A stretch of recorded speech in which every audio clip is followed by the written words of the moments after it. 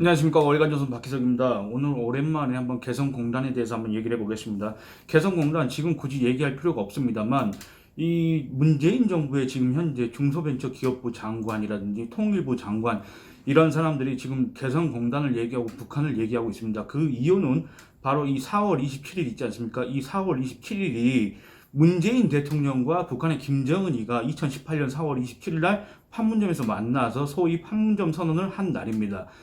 그러니까 이 문재인 정권 인사들은 이걸 갖다가 이제 3주년이라고 해가지고 이제 기념하려는 그런 의도로, 그다음에 이런 북한 문재인 정권 임기 말 이거 북한을 한번 더 밀어보겠다 이런 의도를 갖고 지금 이 개성공단을 얘기하고 북한을 얘기하는 것 같습니다. 권칠승 중소벤처기업부 장관입니다. 이 사람이 22일 그러니까 장관 취임하고 나서 처음으로 기자들과 언론 인터뷰를 가졌습니다. 근데 이 자리에서 개성공단 얘기를 했습니다. 뭐라고 얘기했냐면 개성공단 폐쇄는 진짜 안타깝고 어이없는 결정이다. 박근혜 정부 정책 중 가장 미스터리한 정책 중 하나다. 이렇게 주장을 했습니다. 이 권칠승 장관은 여러분들 아마 생소하실 겁니다. 저도 이 사람이 장관 후보자가 되기 전까지는 이런 사람이 과연 국회에 있었는가 그걸 잘 몰랐습니다. 그래서 이 사람의 이력을 봤더니 경기도의원을 하다가 2016년 20대 총선부터 화성시 병지역구에서 당선돼가지고 지금 재선을 한 국회의원이면서 이번에 중소벤처기업부 장관이 된 사람입니다. 그럼에도 재선을 하고 장관까지 했음에도 하고 현직에 있는데도 우리가 이 사람 이름이나 이력이나 이런 걸 잘 모릅니다. 어쨌든 근데 이 사람 중소벤처기업부 장관, 그러니까 우리나라 중소기업이나 이런 소상공인들 정책을 주관하는 이 중소벤처기업부 장관이 공단 정상화는 한반도 평화 프로세스 측면과 더불어 국내 중소기업 대외 경쟁력 확보라는 경제적 측면에서도 매우 중요하다. 이렇게 얘기를 했습니다. 또 공단 재개가 가능한 분위기로 변화하면 중소기업 정책 주무부처로서 적극적인 목소리를 내겠다고 또 강조하기도 했습니다. 권칠승 장관은 개성공단 폐쇄는 진짜 안타깝고 그 당시 되돌아가서 어이가 없다. 개성공단에서 사업하시는 분들이 장부도 못 챙겨서 나오고 승용차 위에 줄로 묶어서 오고 조금 지나면 다시 들어갈 줄 알고 나온 분들도 많았다. 그런데 세월이 이렇게 지났다고 하면서 안타까움을 표했습니다. 그러면서 저는 남북관계에 있어서는 국제적으로 여러 가지 섞여 있고 우리 정부 노력 한계도 있지만 정말 정경 분리해야 된다고 생각한다. 꼭 분리해서 대북 경제 협력 방식을 꾸준히 밀고 나가야 된다고 생각한다면서 이런 주장을 했습니다. 그런데 여러분 이 중소벤처기업부 장관 아까 제가 말씀드렸다시피 우리나라 중소기업 이런 정책, 중소기업의 어려움 이런 것들을 풀기 위해서 특별하게 그 부처를 또 만들었고 지금 그 정책들을 갖다가 구상하고 집행하라고 예산까지 주고 있는 거 아닙니까? 그런데 갑자기 뜬금없이 개성공단 얘기를 했다 그겁니다. 이 권칠승 장관은 후보자 시절은 물론 국회의원 시절에도 늘상 개성공단 얘기를 했습니다. 이 개성공단 여러분 제가 지난 영상에서도 몇 번 이렇게 언급한 적 있지만 개성공단 왜 닫았습니까? 북한이 계속 북핵 그 위기를 조장을 하고 미사일 도발을 해대고 대남 협박을 해댔지 않습니까? 그리고 이 개성공단을 통해서 들어가는 자금 외화가 북한의 핵 개발, 미사일 개발에 쓰일 수 있다, 전용될 수 있다 이런 우려. 그 다음에 유사시 북한의 인질이 될 수 있다. 개성공단 체류하는 우리 인원들이 인질이 될 수 있다. 이런 여러 가지 복합적인 문제점 때문에 박근혜 정부 때 그걸 결국에는 폐쇄시켰던 거 아닙니까? 가동 중단했던 거 아닙니까? 그런데 지금 계속 개성공단 얘기를 하고 있습니다. 그러면 냉정하게 한번 생각해 보면 이렇습니다. 여러분 개성공단이 대체 무슨 실익이 있습니까? 개성공단이 우리한테 군사 안보적으로 무슨 실익이 있었습니까? 개성공단이 생겼다고 해서 북한이 핵을 안 만들었습니까? 아니면 북한이 미사일을 안 만들었습니까? 오히려 개성공단 생긴 다음에 그 돈으로 핵을 만들었는지 미사일을 만들었는지 몰라도 그 전방 부대에다가 포병 배치를 안 해도 우리를 때릴 수 있는 능력은 더 강화됐지 않습니까? 그럼 군사 안보적 측면에서 실익은 하나도 없었다. 그럼 경제적 측면에서 무슨 실익이 있었습니까? 개성공단에 입주했던 중소기업체 수가 127개였습니다. 그 127개.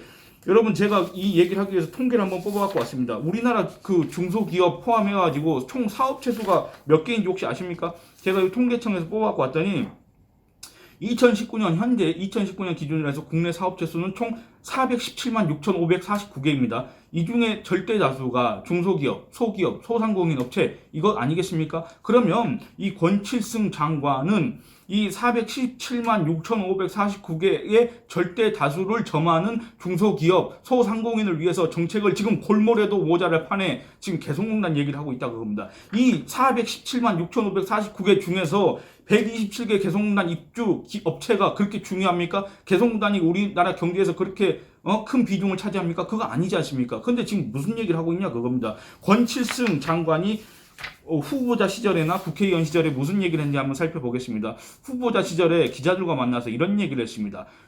개성공단 재개에 대한 확고한 신념이 있다고 밝힌 바 있고, 그 다음에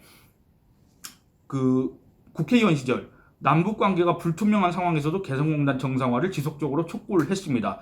2018년 6월 15일 공동 번영과 평화의 상징 개성공단 어떻게 활성화할 것인가 라는 토론회를 주최했습니다. 그러면서 국정과제도 개성공단 정상화를 포함한 남북 경협 재개가 포함되어 있어 이번 토론회를 통해 개성공단의 가치를 알리고 개성공단 정상화 방안을 모색하기 위해 개최했다. 이런 식으로 밝혔습니다. 여러분 근데 제가 아까 말씀드렸지만 개성공단에 무슨 가치가 있습니까? 제발 그 가치가 뭔지 계량화해서 한번 얘기해 줬으면 좋겠습니다. 그거 아니 계량화해서 객관적으로 어떤 실익이 있는지 얘기를 해야 제시를 해야 그거에 대해서 반박을 하거나 거기에 대해서 수긍할 거 아닙니까? 그런데 그런 것도 없이 맨날 개성공단이 무슨 통일의 옥동자니 이런 얘기만 하고 있다 그겁니다. 그거 이미 철진한 소리 아닙니까? 김정은이가 핵을 포기할 의사가 없다 이런 얘기를 한 지금은 더더군다나 철이 지난 노래 아닙니까? 근데 아직까지도 이런 얘기를 하고 있다 그겁니다.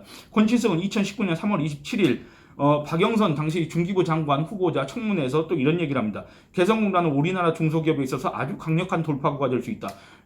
어떻게 개성공단이 우리나라 중소기업의 강력한 돌파구가 될 수 있습니까? 우리 지금 중소기업들 상당수는 개성공단하고 상관이 없습니다. 아까 말씀드렸다시피 127개 업체, 이 127개 업체 중에서 60 몇 개 업체, 그러니까 거의 절반이 섬유업체입니다. 섬유업체는 뭡니까? 노동집약형 산업입니다. 한마디로 저렴한 인건비를 찾아다니는 그 산업입니다. 이거 굳이 우리 경제에서 차지하는 비중이 굳이 따지자면 몇 퍼센트나 되겠습니까? 0.00000 몇 퍼센트? 이 정도나 될까? 요 사람들을 위해서, 이 업자들을 위해서 개성공단을 우리가 그 군사 안보적 경제적 그 부담을 지고 개성공단을 열어야 된다 그 얘기입니까? 정말 어처구니가 없습니다. 그러면서 개성공단은 평화와 경제를 담보할 수 있는 좋은 아이템이라고 이렇게 주장을 했습니다. 권칠승 장관은 또 2019년 2월 27일, 28일 그러니까 하노이 회담 그때 있지 않습니까?